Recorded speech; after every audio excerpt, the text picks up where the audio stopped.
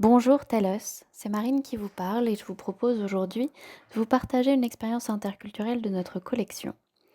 Je vous rappelle que ces expériences sont collectées par notre association dans l'objectif de promouvoir une meilleure compréhension entre les cultures et qu'elles ne reflètent pas nécessairement le point de vue de tout un groupe de personnes, mais celui des personnes qui les ont écrites. Alors je vous invite, si vous le pouvez, à mettre de côté votre esprit critique pendant quelques instants et à plonger dans ces récits avec curiosité et bienveillance. Cette expérience s'appelle Piété filiale. C'est Carla, une étudiante née en France d'un père d'origine sicilienne et d'une mère espagnole, qui nous partage son expérience lors d'un échange universitaire à Taipei, Taïwan, en 2016. Quel est le rapport à la famille en Chine? Elle est très importante, voire primordiale. Il existe toute une tradition qui se maintient autour de ce qu'on nomme la piété filiale, Xiao. Les parents sont ceux qui nous ont donné la vie et se sont occupés de nous. En retour, nous leur devons notre reconnaissance. Cette reconnaissance passe par le fait de s'occuper de ses parents quand ils vieillissent. On dit même que les parents élèvent des enfants pour qu'ils s'occupent d'eux quand ils ne seront plus en âge ni en état de travailler. Une de nos voisines à Taipei s'occupait tous les jours de sa mère, une dame assez âgée et malade. Tous les jours, je la voyais partir en courant pour aller au travail et revenir très rapidement pour s'occuper d'elle. Un jour, je lui ai demandé naïvement: si vous travaillez beaucoup, pourquoi ne pas installer votre mère dans une maison de retraite? Ce serait plus facile, non? C'est alors que la dame m'a répondu quelque chose comme: ça ne marche pas comme ça. Puis, elle coupa court à notre conversation. Je pense que je n'aurais pas dû lui dire cela, car sa mère était peut-être malade et allait bientôt mourir. Mais peut-être que ce n'était pas du tout la raison.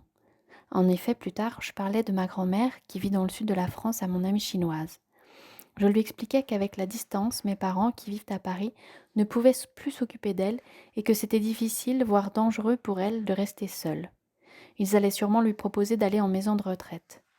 Mon amie chinoise s'offusqua. Elle m'expliqua qu'il était impensable pour elle de laisser ses parents dans une maison de retraite. Cela revenait presque à se débarrasser d'eux. En tant que leur enfant, elle devait rester proche de ses parents et s'en occuper le plus possible. C'était son devoir. Pourtant, les maisons de retraite existent en Chine. On traduit en chinois Yanglao Yuan. Mais ces établissements coûtent très cher aux familles. Nos professeurs chinois nous ont souvent raconté pendant nos cours que la famille est très importante, surtout les parents. Ils parlaient de Seshi Tongtang, qui se traduit par 4 générations sous un même toit.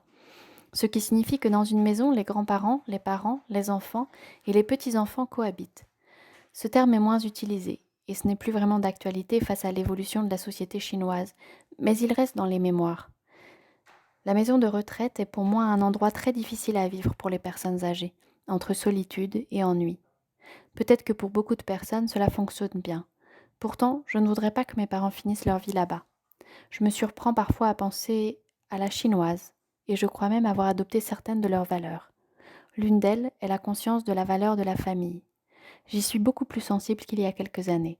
C'est peut-être lié à la maturité, mais aussi certainement à l'influence de mes études de chinois et de la civilisation chinoise. Merci Carla pour cette expérience qui nous fait réfléchir sur la façon dont nous prenons soin de nos aînés, sur les différences entre aussi les cultures plutôt collectivistes ou plutôt individualistes, mais aussi sur le fait que parfois on trouve dans une culture éloignée de la sienne une façon de faire, une façon de voir le monde qui nous inspire et qui semble mieux nous convenir.